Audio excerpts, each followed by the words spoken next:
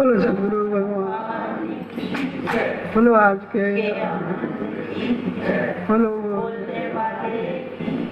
बोलो नहीं।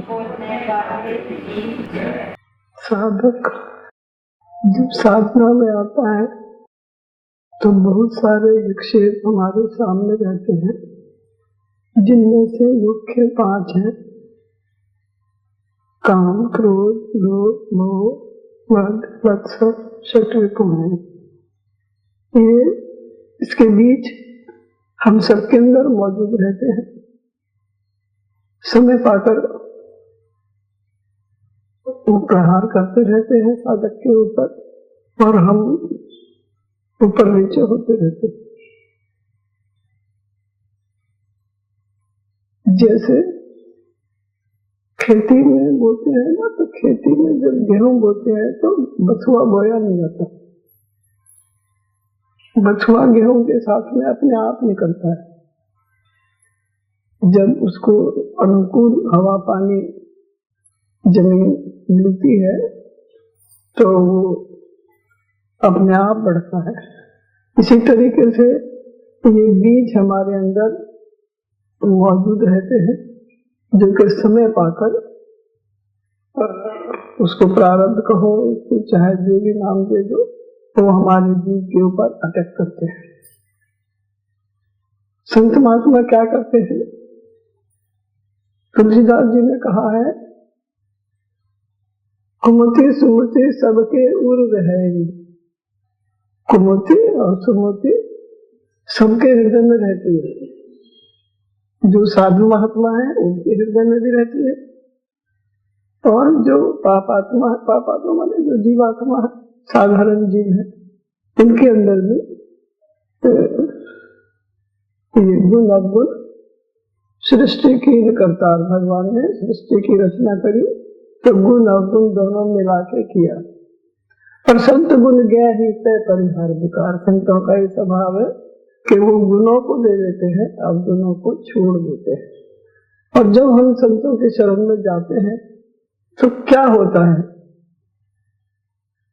ये दो कमरे समझ लीजिए। एक कमरे में हमारे जो बुरे कर्म है वो बंद है, और एक कमरे में अच्छे कर्म है। तो संत महात्मा अच्छे कमरा, जो अच्छे कर्मों का कमरा है, उसको खोल के रखते हैं और दूसरे कमरे को बंद रखते हैं। और साधारण जीव में क्या फर्क है कि वो अच्छे कमरे को बंद रखते हैं और दूसरे को खोल के रखते हैं। तो जब उनकी शरण में जाते हैं तो संत महात्मा की ये कोशिश रहती है कि हमारे अच्छे कमरे को खोल दें और बंद कर जो विकार कमरा है, जो हमारा अवगुणों से भरा है, तो उसको बंद कर दें, ताला लगा दें और चाबी कुंभ के मेले में फेंक दें। उनका ये काम है। वो प्रवचन भले ही ना दे, वो भले ही ना बोले, लेकिन वो बैठे बैठे क्या काम करते हैं कि जो अच्छा कमरा है हमारा, जिसमें अच्छे गुण भरे पड़े हैं, उसको हम बंद रखते हैं, उसकी तरफ हम देखते ही नहीं हैं और एक दूसरे को ब्लेम करने लग जाते हैं। इसकी वजह से ब्लेम करना, और भगवान तो दिखता भी नहीं है, उसको गाली देना, उसको ब्लेम करना बहुत सो इजी। लेकिन जो सत्पुरुष है, महान पुरुष है, जो महात्मा है, जो साधु है, वो कभी भी ब्लेम नहीं करते किसी को कि उसकी वजह से हमारा ऐसा खराब हो गया। खराब और अच्छे के बीज हमारे पास पहले ही मौजूद है।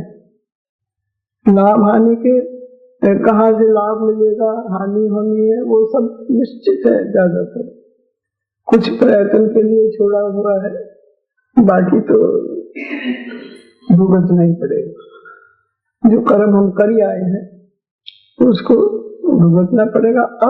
अब होश में आ जाइए। संत महात्मा क्या कहते हैं?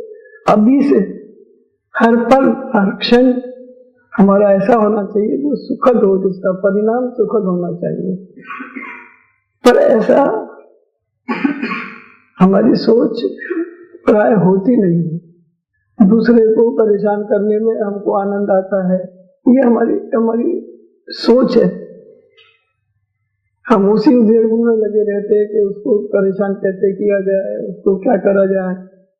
तो मीरा भी जब परेशान हो जाती थी ना, तो मीरा ने कभी ब्लेम नहीं किया कि मेरी सास ऐसी है कि मेरे घर वाले ऐसे हैं। और बहुत आपको पता है मीरा की कहानी कि कितनी दुखों से भरी थी इसकी अंत तक।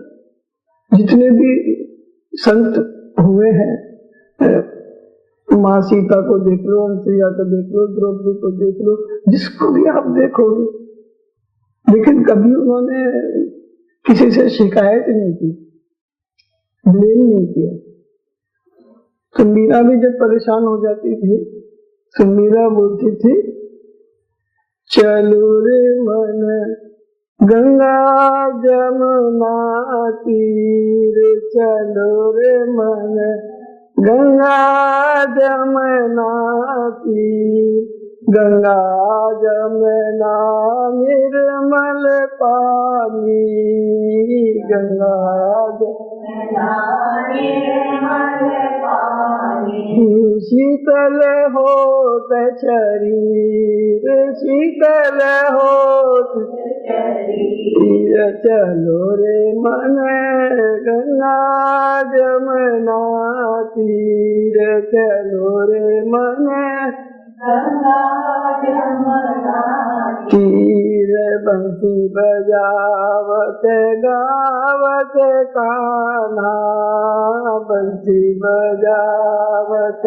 गावत कान्हा, संग लिए बलवीर, संग लिए बलवीर, चलो रे मन गंगा जमुना तीर, चलो रे मन गंगा जमुना तीर, चलो रे मन गंगा जमुना तीर, मोरे मुकुट पीतांबर सोहे, मोरे मुकुट पीतांबर सोहे, कुंडल झलकत हीर, कुंडल झलकत हीर, चलो रे मन गंगा जमुना तीर, चलो रे मन गंगा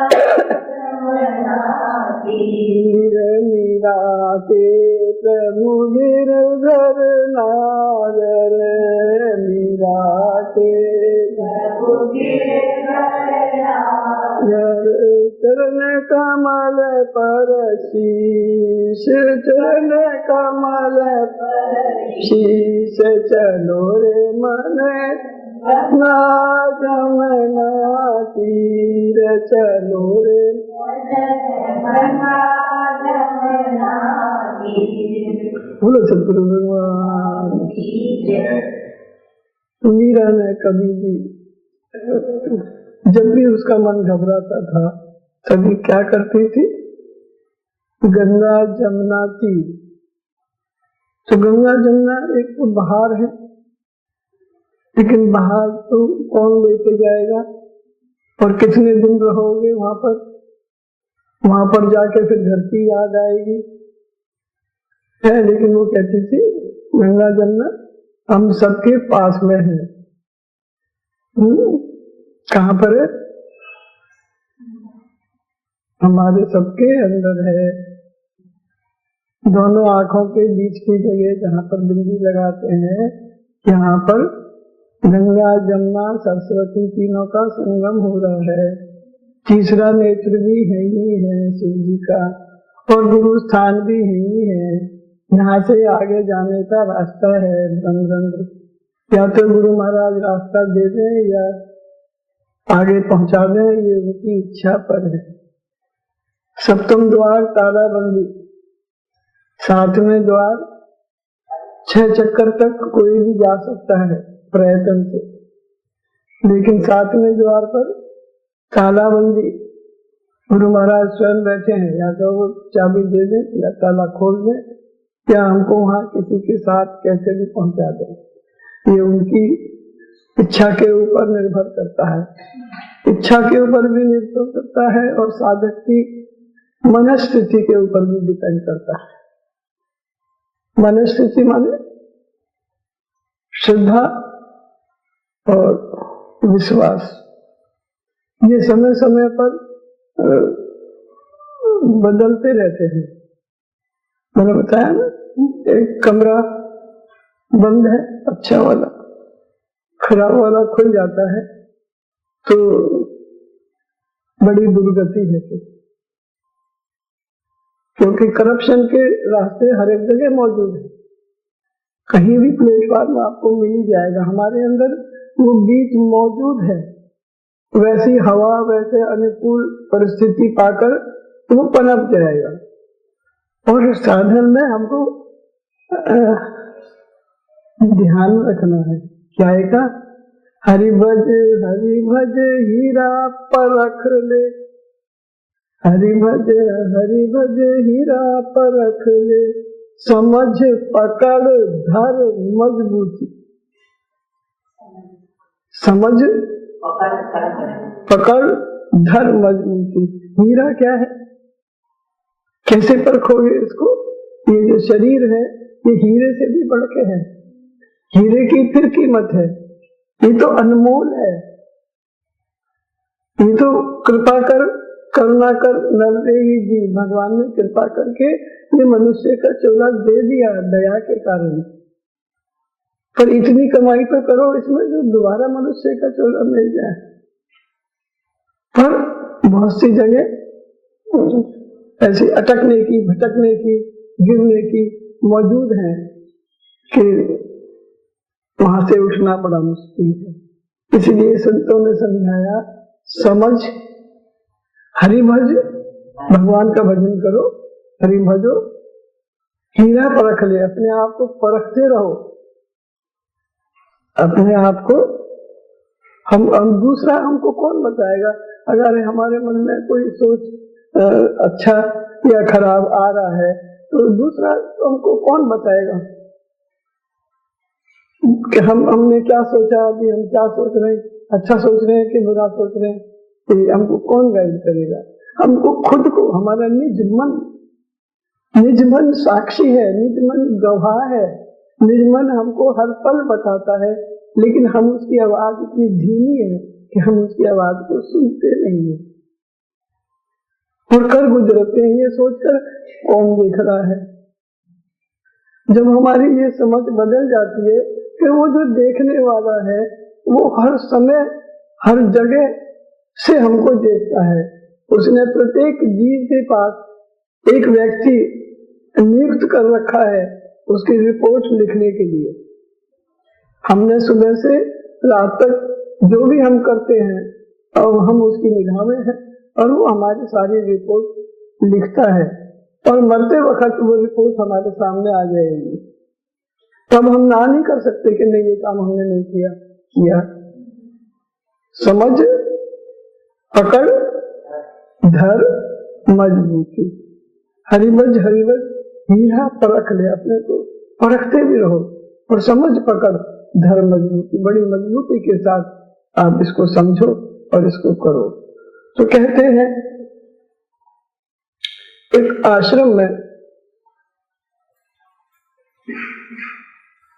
संत रहते थे और उनकी सेवा में कुछ लोग रहते थे। तो एक दिन संत का भी वो दूसरा वाला कमरा खुल गया। संत, पूरा संत आना बड़ा मुश्किल है। फर्क, समझ, फर्क। आज कुछ ऐसी बात चल रही है जो कि ठीक है। तो महाराज जी का मन पलट गया।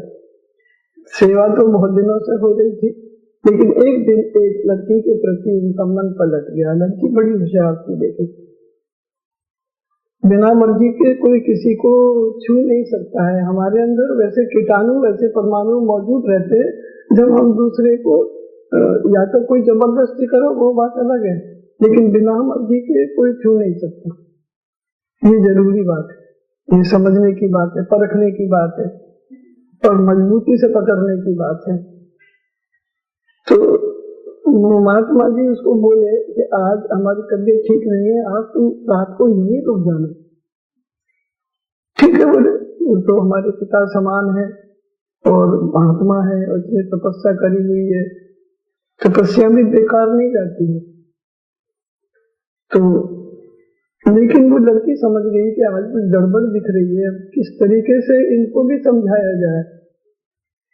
तो बोले महाराज ठीक है, हम रुक जाते हैं, ये हमारे पास एक अंगूठी है। उसने अंगूठी को थोड़ा सा तेल लगाकर और उसको कालिख लगा दिया, राख में लपेट लिया और वो बोले महाराज अब हम इसको बाजार में पूछ के आते हैं कि इसकी क्या कीमत है, हम पूछ आए, फिर हम रात को नहीं रुक जाएंगे। बोले ठीक है। तो बोले तो 2 कौड़ी के, क्योंकि वो हीरा तो दिख ही नहीं रहा, हीरे के ऊपर कचरा आ गया। तो ठीक है, फिर उसने उस हीरे को साफ किया। अब बोले हम एक बार और पूछ के आ जाए। तो बोले हाँ जाओ। तो वो बोले ये तो हीरा है, ये तो अनमोल है, इसकी कीमत तो हम कैसे बता सकते हैं, ये तो गजब का हीरा है। आके उसने वैसे कहा कि देखो महाराज अभी आप हीरे हो, अब गजब की कीमत है आपकी, लेकिन अभी थोड़ी देर पहले जो क्या दिखाया था हमने वो कालख लगा के आपको बताया था, जो वो हीरा वही है, हीरे में परिवर्तन नहीं आया। हीरा जो राख में लपेट रखा था वो ही हीरा है जो राख डल गई थी ऊपर, और ये अब साफ कर दिया, ये वो हीरा है, स्वच्छ है। ये हीरे में फर्क नहीं है, लेकिन फर्क किसका है, ऊपर जो ये काली खा गई है। तो अभी आपकी कीमत हीरा हो आप अभी, और अगर आपने सोच बदल ली तो आप 2 कौड़ी के हो जाओगे। और उसको भी उसकी तपस्या थी, तपस्या का फल उसको भी समझ में आ गई कि हाँ ये बात ठीक कह रही है। तो वैसे परमाणु हम सबके मौजूद रहते हैं, अच्छे भी और खराब भी, लेकिन जब हमारा समय खराब होता है या हम लापरवाह हो जाते हैं, हमको थोड़ा सा ईगो समझ लो, बहुत सारी चीजें, अभिमान है, ये सब आ जाता है तो हम करप्ट हो जाते हैं, फिर नहीं बच पाते, फिर ऐसे गिरते हैं कि वहां से उठना मुश्किल है। एक बार चरित्र गया तो गया, चरित्र दोबारा निर्माण नहीं कर सकते। आपको पैसे से नुकसान हो गया, पैसे से आप दोबारा धनी हो जाओगे, पैसा कमा लोगे, मकान बना लोगे, दुकान बना लोगे, गाड़ी दोबारा खरीद लोगे, सारी चीजें दोबारा तैयार हो जाएंगी, लेकिन चरित्र एक बार गया तो दोबारा निर्माण नहीं कर सकते आप। कहते हैं ब्रह्मा जी की सबसे सुंदर कृति क्या नाम था, अहिल्या। सबसे सुंदर कृति इस संसार की जब ब्रह्मा जी ने सृष्टि की रचना की तो अहिल्या, अहिल्या बहुत सुंदर थी। अहिल्या कहते हैं बुद्धि को, बुद्धि सुंदर होती है दिखने में, लेकिन धोखा यही देती है, इसलिए कभी इस पर विश्वास मत करना, बुद्धि धोखा दे जाएगी। लेकिन जब उतनी सुंदर कृति भगवान ने, ब्रह्मा ने तैयार कर दी, तो अब ये प्रश्न उठा कि इसकी शादी किसके साथ की जाए। तो कहते हैं इंद्र ये प्रस्ताव लेकर आए कि इसकी शादी मेरे साथ कर दो, मेरे पास बहुत सारी सुविधाएं उपलब्ध रहेंगी और इसको कोई परेशानी नहीं होगी, इसलिए मैं चाहता हूं कि ये मेरी हो जाए। और कहते हैं अहिल्या ने भी इस बात को सुना और उसके मन में ये संस्कार आ गया, एक बीज तैयार हो गया कि इंद्र मुझको चाहता है, और मैं भी अगर इंद्र के पास चली जाऊं तो इतनी अप्सराएं मौज मजे करती हैं, वो मौज मुझको भी मिलेगी। उतना सब हाथ श्रृंगार करना, उतने जेवरात पहनना, उतने वो सब सुविधा जो है जो सबको मिलेंगे मुझे भी उपलब्ध रहेंगी। लेकिन ब्रह्मा जी को ये प्रस्ताव पसंद नहीं आया कि अगर बुद्धि भोग विलासी बन जाए तो उसका कल्याण नहीं। इसलिए ये प्रस्ताव इंद्र का उन्होंने मंजूर नहीं किया। और उन्होंने देखा कि उस जमाने में सबसे ज्यादा जो तपस्वी थे वो गौतम ऋषि थे। इसलिए उन्होंने अपनी पुत्री अहिल्या को गौतम को देना निश्चित किया। तो दोनों बड़े आराम से तपस्या से रह रहे थे, लेकिन बीज मौजूद था। कहते हैं कि हम सच झूठ तो भगवान ही जाने, लेकिन वो चांद पहले निकल गया कि मुर्गा ने आवाज दे दी और गौतम ऋषि नहाने चले गए और पीछे से इंद्र आ गए और इंद्र ने अहिल्या की तपस्या को भंग किया। कथानक ऐसा भी है और कथानक वैसा भी है कि बीज उसके अंदर मौजूद था। वो तपस्वी है, गौतम ऋषि इतने उनकी तपस्या है, उतने वो धोखा नहीं खा सकते कि चांद निकल गया, कि मुर्गा बांध दे रहा है, दिन निकल गया, नहाने चले जाए। वो तपस्वी है और अहिल्या ने भी तपस्या कम नहीं की है, लेकिन बीज वहां पर मौजूद है और वो भ्रमित हो गई और जब गौतम ऋषि आए तो वो झूठ, उसने एक बात बहुत अच्छा किया कि उसने झूठ नहीं बोला कि हाँ मेरी बुद्धि जो है भ्रमित हो गई। अहिल्या का मतलब बुद्धि है और बुद्धि ने मेरे को धोखा दे दिया, मैं भ्रमित हो गई और इसलिए मेरी गलती है, और उन्होंने श्राप दिया।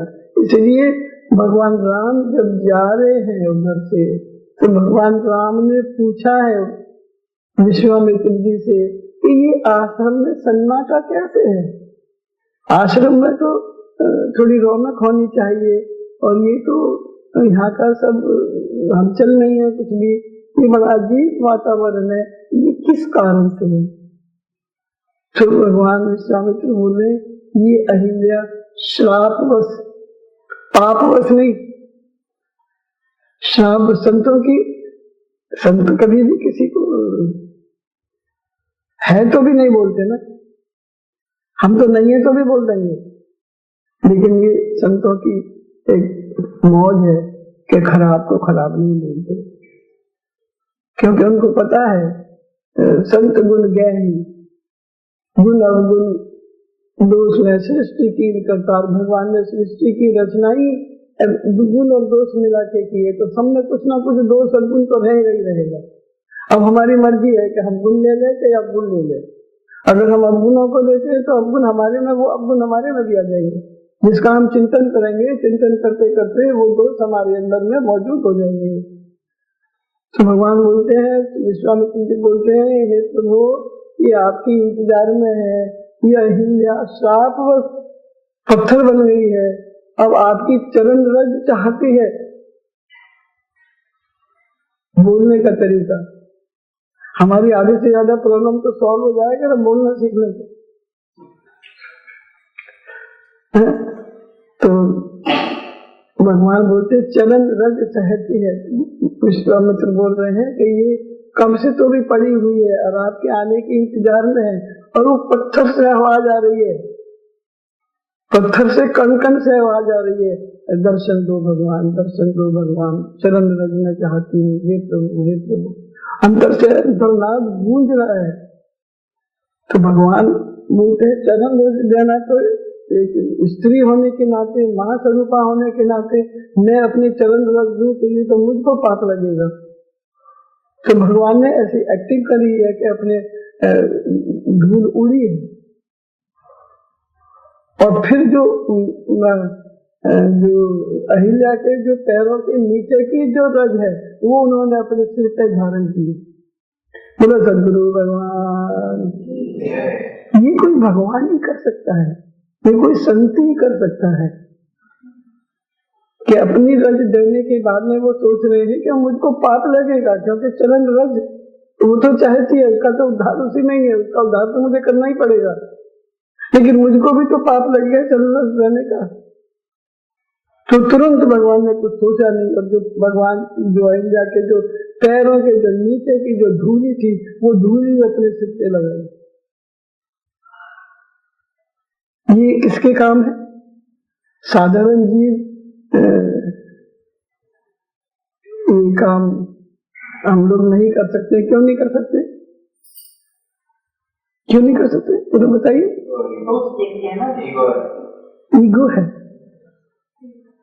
हमारी पूछ इतनी बड़ी है कि हनुमान जी की पूछ का तो फिर पता है, लेकिन हमारी पूछ हमको जरा जरा हमको पूछा नहीं, हमारे से बिना पूछे कर लिया, हमको पूछते ही नहीं है, हमारी तो कोई कीमत ही नहीं रह गई घर में, हम तो ऐसे ही बेकार पड़े हैं, अपनी मर्जी से घर चलाते हैं।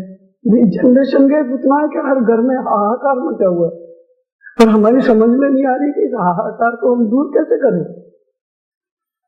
बाप बेटे को देखो अब कैसे जनरेशन गैप इतना है। अब पिताजी को लैपटॉप चलाने नहीं आता, अब वो जाके बैठ जाते वहां मैं करूंगा, अब तुम क्या करोगे? जब तुम करे जब तुम्हारी उतना तुमने अपने आप को अपडेट नहीं किया है, यहाँ तो हम उतने अपडेट करते रहे अपने आप को, तो या हम उतने अपडेट भी नहीं कर पा रहे हैं, करना भी नहीं चाहिए भाई। इतने आपने अपने जमाने में इतना स्ट्रगल करके आप यहाँ तक पहुंचे, अब उनको बच्चों को उड़ने दो। वो माँ बाप ज्यादा सही रहते हैं, ज्यादा होशियार रहते हैं, जो अपने बच्चों को अपने सामने समझ कर देते हैं, उड़ना सिखा देते हैं, देखते रहते हैं। हाँ जो करेंगे तो उनसे नुकसान भी होगा, फायदा भी होगा। जब फायदा हुआ तो कुछ नहीं बोले, अब नुकसान हो गया तो कभी फायदा होगा बिजनेस तो जिसने कमाया वो कभी गंवाएगा। तो ठीक है, मैंने तो कमाया, मैंने गंवाया, मैं फिर कमा लूंगा, जो भी होगी देखी जाएगी। तो कहने का मतलब ये है कि जनरेशन गैप के साथ में हमको हाँ जी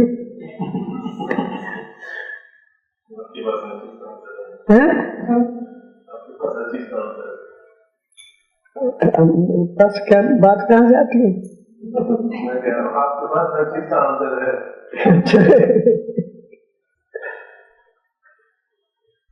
क्योंकि ये प्रॉब्लम हर घर की प्रॉब्लम है ना।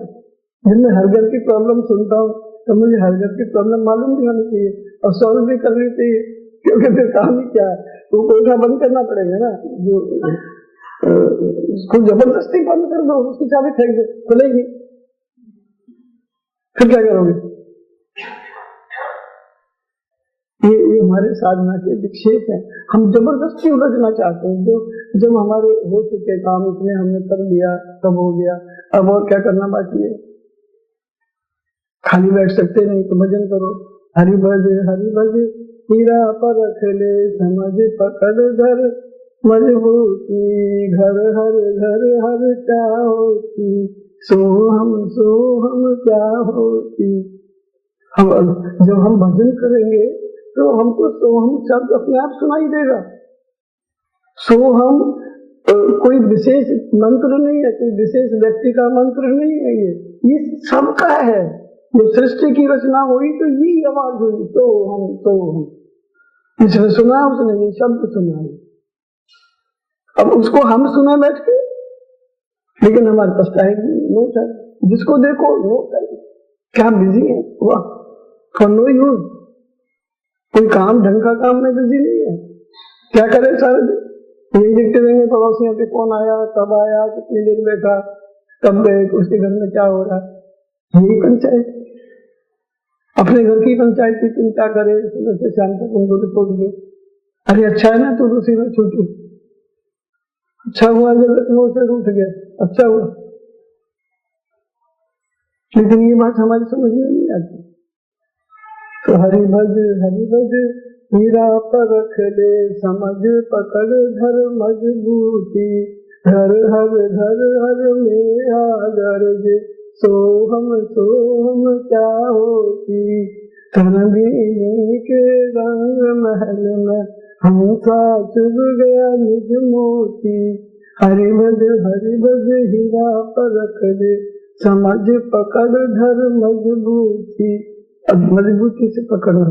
5 चोर बसे घट भीतर, वाकी पकड़ो सिर चोटी, 5 कुमार 25 को वस कर, जग जानो सारी मजबूती। मजबूती करो। 5 चोर बसे घट भीतर, वाकी पकड़ो सिर चोटी, 5 को मार 25 को वश कर, जग जानो थारी मजबूती। करवीनी के रंग महल में, हंसा चुभ गया निज मोती, हरि भज हीरा परख ले, समझ पकड़ धर मजबूती। जाग मच्छंदर गोरख आया, अलख लखा सो खरा जती। अलख, अलख कहते हैं जो इन आंखों से देखा ना जा सके, उसको जिसने देख लिया है या जिसको किसी गुरु महाराज ने दिखा दिया है, अलख लखा सो खरा जति, वो संत महात्मा है खरा, वो कभी करप्ट नहीं हो सकता, उसकी ये पहचान रहेगी। क्योंकि उसने 5 चोर बसे घट भीतर, उसने वो सब घट के अंदर जो बसे हुए उन सबको उसने खरा जति, वो खरा जति। हरि भज हीरा परख ले, परखना पड़ेगा हीरा, अपने आप को परखते रहो कि हम कहाँ स्टैंड कर रहे हैं, हमारी क्या औकात है, हम कहाँ स्टैंड कर रहे हैं। ये दूसरा कौन बताएगा? दूसरा तो चमचे रहते हैं, दूसरे तो चमचे थोड़ी चढ़ा भी देंगे, कब उतारेंगे कब चढ़ाएंगे नहीं मालूम। लेकिन हमको एक हमारा ऐसा दोस्त होना चाहिए जिसको दोस्त बोलते हैं, जो हम जैसे हैं वैसा आईना वैसा दर्पण दिखा दे। अलख लखा सो खरा जति, जिसने अलख को लख लिया है वो खरा जति है। जति माने उसने इंद्रियों को बस में कर रखा है, जितेंद्रिय है वो, उसने अपनी इंद्रियों को बस में कर लिया है, खरा जति है, उसको जति बोलते हैं। जिसने अपनी इंद्रियों को जीत लिया है वो जति है, खरा जति। तो ये साधना के विक्षेप भी हैं कि जब हम साधना में आता है तो ये हमारे विक्षेप भी हैं, समय समय पर इनके बीज हमारे अंदर मौजूद हैं। लेकिन अगर हम लापरवाह हैं, हम इनके प्रति जागरूक नहीं है, तो क्या होगा? हमारे सिर पर सवार हो जाएंगे और हम अरे क्या हुआ, थोड़ा बहुत तो सभी करते हैं, हमने भी कर लिया तो क्या हुआ। बुद्धि जो है ना ये ठग है, मीठी ठग है, ये ठग विद्या है, इस पर विश्वास कभी नहीं करना चाहिए, ये हमको ठगती रहती है। तो हरि भज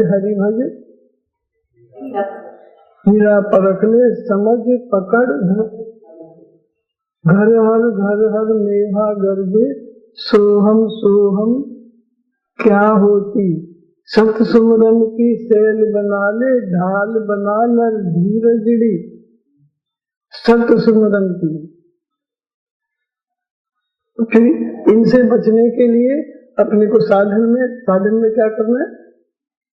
सत सुमरन की सेल किसको बोलते हैं? माला जैसी, लड़ी जैसे बना दो कि हमारे उठते बैठते हमारा जो नाम है चलता रहे, काम करते रहे और नाम सत्य सुमरन की सेल बना, ढाल बना नर धीर। कोई कुछ भी कहे, ढाल बना नर धीरज आना चाहिए। अरे वो कुछ कह रहा है, कोई बात नहीं, कह रहा है तो कहने दो, क्या हो गया। क्रिया की प्रतिक्रिया साधक को नहीं करनी चाहिए। अगर हम साधना में आगे बढ़ना चाहते हैं तो हम अपनी ताकत को यूज कर सकते हैं। कोई हमारी उपाधियां हैं बहुत सी, उन उपाधियों को हम घर में पैसे वाले हैं, बहुत नौकर चाकर वाले हैं, बहुत हमारा नाम काम है, तो हम क्रिया की प्रतिक्रिया कर सकते हैं, करते ही हैं लोग, लेकिन हमको सामने वाला किससे जुड़ा हुआ है उसका उसको पता नहीं है। सामने वाले की पहुंच को हम कम आंक लेते हैं, इसलिए फिर धोखा खाते हैं। क्योंकि सामने वाला वो रिक्शा वाला ही क्यों ना हो, चाहे वो रिक्शा वाला किससे जुड़ा हुआ है हमको नहीं मालूम, किसका रिक्शा वाला है वो, तो वो अपनी अपॉर्चुनिटी को यूज करेगा जब तुम यूज कर रहे हो तो। लेकिन हमको वो यूज करे या ना करे, हमको नहीं करना चाहिए। ढाल बना नर धीरज, हमको धीरज रखना चाहिए। किसी ने कुछ शब्द बोल दिया, आपको अच्छा नहीं लगेगा, उसने खराब शब्द बोला है, ठीक है, जब हम ले ही नहीं रहे तो उसकी चीज उसके पास है, हम लेंगे जब ना हमारे पास वो आएगी। उसने दे दी, हमको गाली दे रहा है, जिसके पास जो है वो देगा, किसी के पास गाली खूब है तो गाली देगा, और ठीक है भाई जो, लेकिन हमको चाहिए तो दो ना, हमको चाहिए ही नहीं तो हम लेके क्या करेंगे फिर। तो इसलिए साधक को ढाल बनाकर धीरज दी, 5 चोर बसे घट भीतर, वाटी पकड़ो सिर चौकी। 5 चोर सभी के घट के अंदर है, वो एक के अंदर है, एक के अंदर नहीं है, वैसे नहीं है, सबके अंदर वो मौजूद है, लेकिन सबने अपना कमरा जो खराब वाला है वो खोल रखा है और उसको वो ज्यादा यूज करते हैं, इसलिए वो दुनिया में फेल होते हैं। और ये दर्शन दुनिया दर्शन का, दुनिया दर्शन की कुछ कुछ चीजों को बार बार याद करो, नो प्रॉब्लम। दुनिया दर्शन का मेला है, तो मेले में, मेला तो मेला है, हम देखने के लिए आए, मेला माने देखो और आ जाओ, लेकिन हमने दुनिया को क्या कर लिया, अपना बना लिया, अपना मान लिया, और उसमें फंस गए आसक्ति के कारण। ये मेरा है, ये मेरा है, ये घर बार मेरा है। जो मेरा है उसको हमने समझा नहीं मेरा, और जो मेरा नहीं है, जो हमारे साथ नहीं जाएगा, उसको लड़ झगड़ के जूता खर्चा करके इकट्ठे करने लग गए गलत तरीके से। तो क्या कमाएंगे फिर? दुनिया दर्शन मेला है, दुनिया में दर्शन करो बस, मंदिर में जाते हैं ना दर्शन करने के लिए, इसलिए प्रत्येक जीव के दर्शन करो, क्या प्रॉब्लम है? प्रत्येक जीव के क्या हम दर्शन कर पा रहे हैं? क्या हम उस दृष्टि से सबसे मिलते हैं? Check yourself. हीरा है, समझ धर मजबूती, हीरा परख ले। जब हम जिससे भी हम मिल रहे हैं तो हमारे किसी से लेना देना कुछ भी नहीं है, लेकिन हम मौसम को देख के खुश नहीं होते, और हमारे विचार भी आगे पीछे होते रहते हैं। तो हमने क्या कमाया? कुछ ना कमाया तूने, भजन बिना जीवन गंवाया। क्या कमाया? फिर यहाँ से क्या कमा के ले जाएंगे?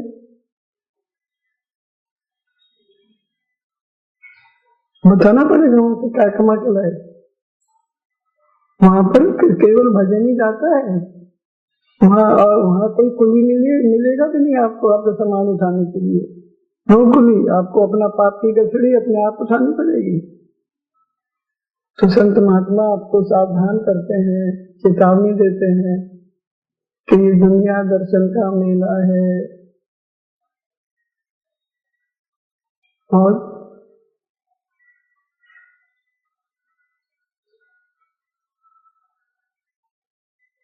क्या कमाना है फिर हमको? यहाँ से क्या लेके जाएंगे? है जी, नाम धन हमारे साथ जाएगा। Very good. तो ये तो हमको खुद को कमाना पड़ेगा, कोई दूसरा कमा के दे देगा? बाप दादाओं की कमाई आएगी काम? आपकी गठरी के साथ साथ उनकी भी गठरी होगी।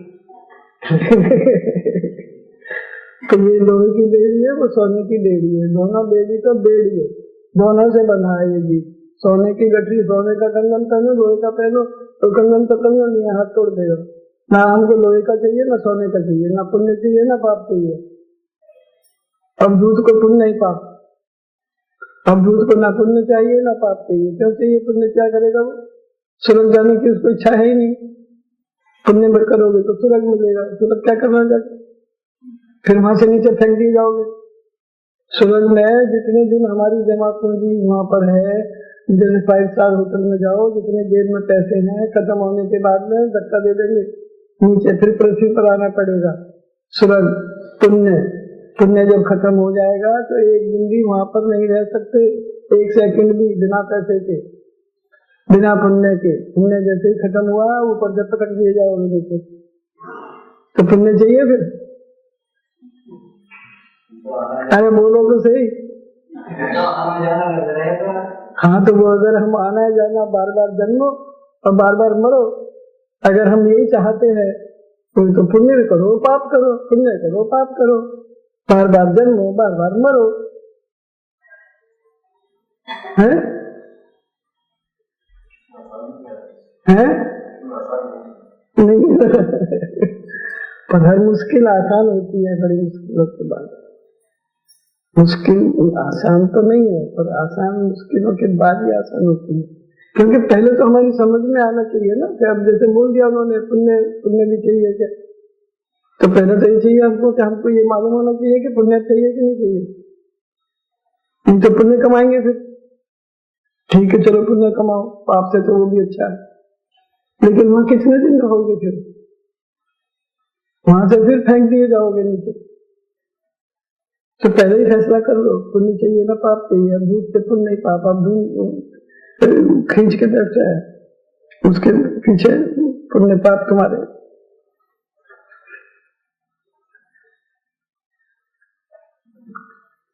तो सोच ही बदल जाती है। सत्संग माने, सत्संग में हमारी सोच बदल जाती है कि हमको गलत काम क्यों नहीं करने चाहिए, और खुश रहने में क्या है, क्या मुश्किल है बताइए? दूसरों को देख के क्या हम खुश नहीं हो सकते? हाँ जी, हाँ तो स्वभाव बना लो। स्वभाव की तो हम बात कर रहे हैं, क्योंकि वो बीज वहां मौजूद है। वो स्वभाव वो हमारे प्रभाव से प्रभावित हो जाता है। स्वभाव और प्रभाव, हमारा स्वभाव भी किसी प्रभाव के अंदर आकर विकृत हो जाता है, क्योंकि वो बीज वहां मौजूद है। तो हम हमारे को करना क्या है? दूसरे को देख के खुश रहना है, हर एक परिस्थिति में खुश रहना है। वो अच्छी भी हो सकती है, वो खराब भी हो सकती है, हमारे प्रतिकूल भी हो सकती है, अनुकूल भी हो सकती है, ये तो आती रहेंगी, क्योंकि हमारे कर्म है।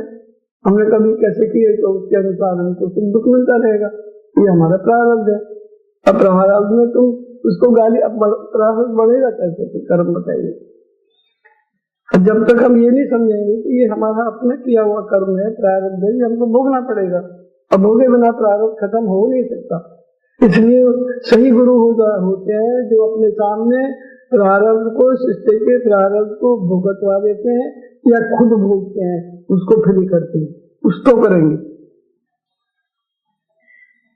तो अब हमको प्रसन्न रहने में क्या प्रॉब्लम है? जरा हंस के बताओ एक बार।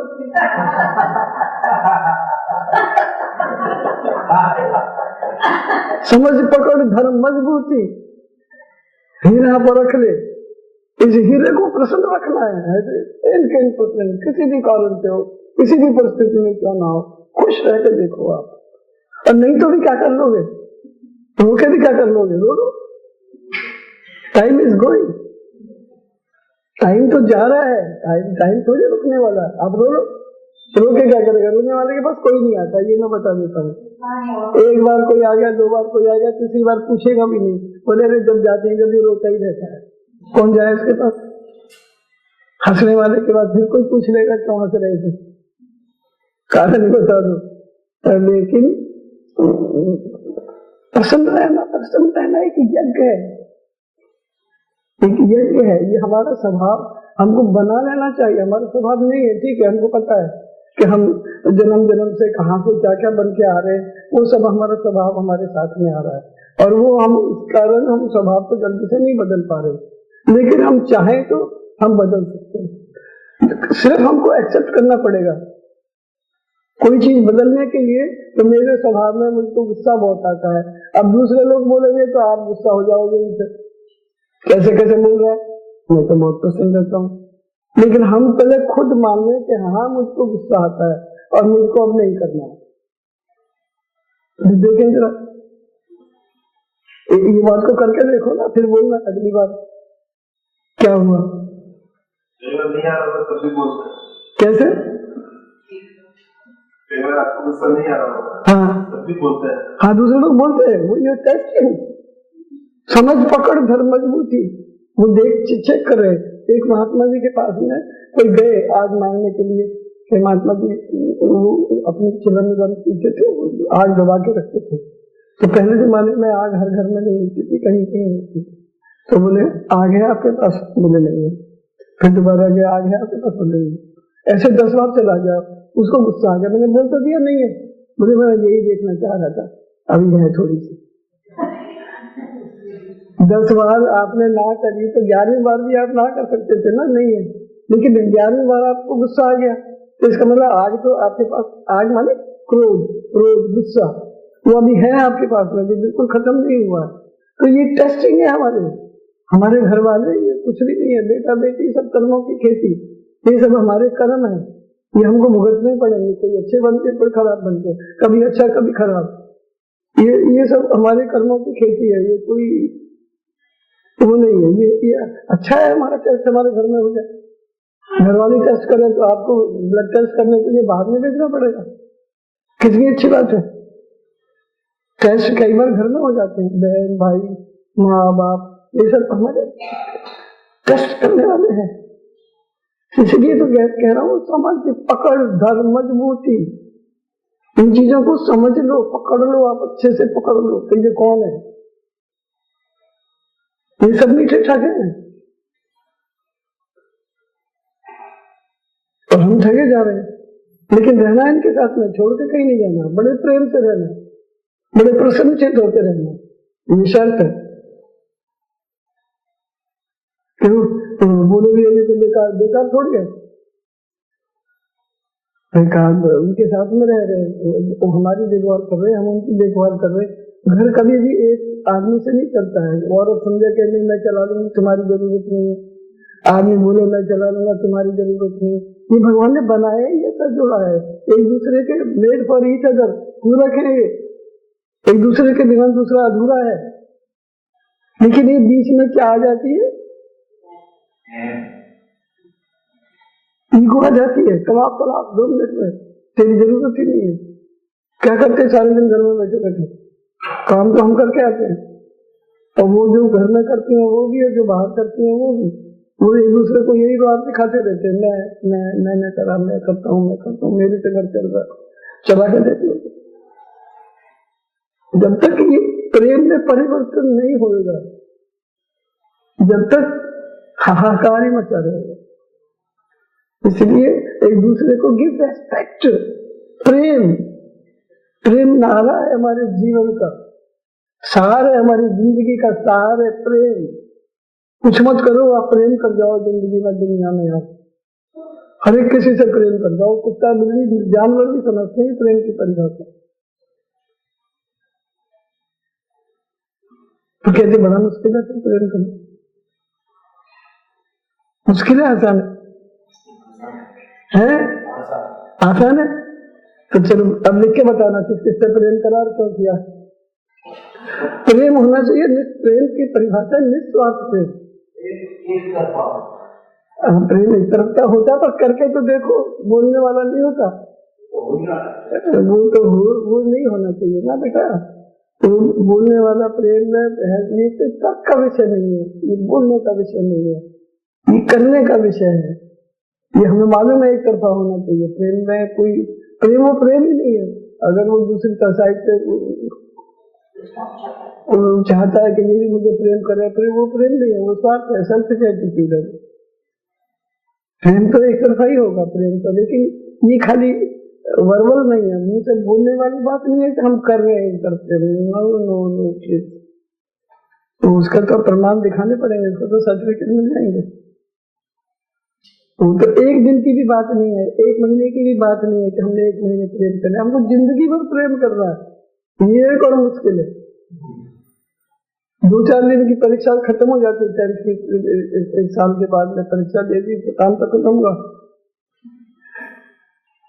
लेकिन ये परीक्षा तो कभी समाप्त होने वाली नहीं है। हर जगह हमारी टेस्टिंग है, कभी भी कोई भी बोल देगा बोले बड़े परमात्मा बन रहे थे, आप तो बड़े प्रेम कर रहे थे, क्या हुआ? फिर हमारा गुस्सा आएगा। धीरज, सत्सुमरन की सेल, तब क्या करो? सत्सुमरन की सेल बना ले, ढाल बना नर धीरज, घर हर घर हर नेहा गर्ज सो हम। इतनी हमारे अंदर में ये ध्वनि निर्माण हो जानी चाहिए कि हमें दूसरा कुछ सुनाई ना दे। प्रॉब्लम क्या है कि जो सुनना चाहिए हमको वो सुनाई नहीं दे रहा, और जो हमको नहीं सुनना चाहिए वो सब सुनाई दे रहा।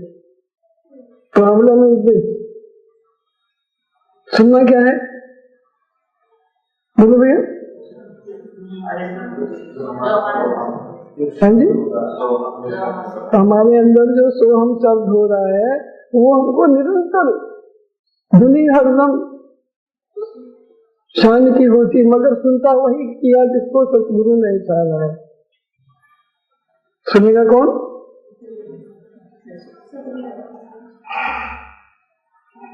जिसको इशारा किया गया है सुनेगा। इशारा किसको किया जाएगा? जो उनके बताए हुए रास्ते पर चलेगा, तो वो इशारे ही हैं। इतना मुश्किल बोलने का मुश्किल भी नहीं है। क्या मुश्किल है बताओ जरा?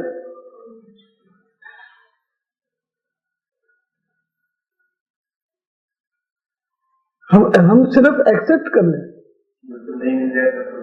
हाँ, जब तक नहीं मिलेगा, जब तक हमको धीरज नहीं छोड़ो, धीरज नहीं छोड़ो। सत्सुमरन की सेल बना ले, ढाल बना नर धीरज, तब तक हमको नहीं मिलता है।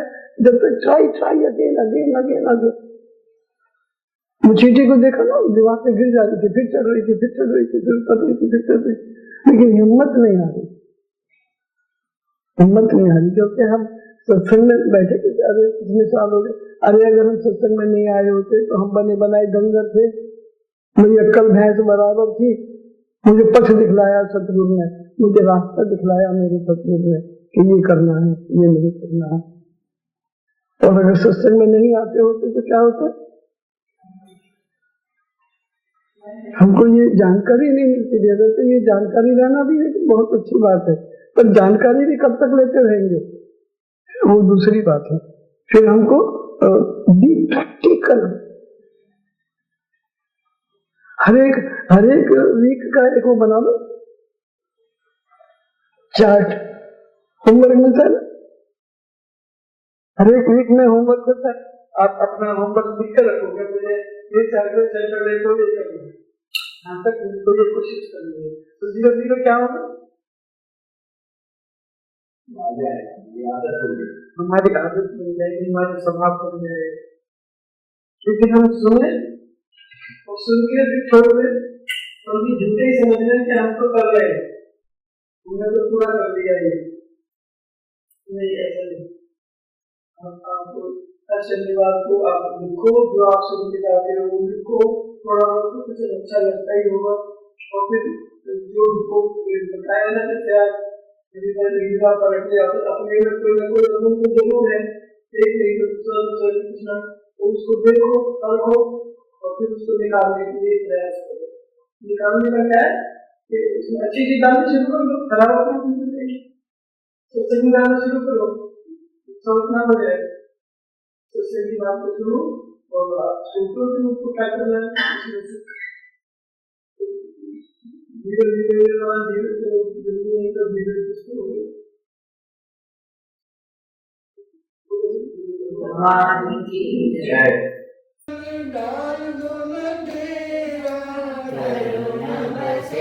मन डाल दो न डेरा।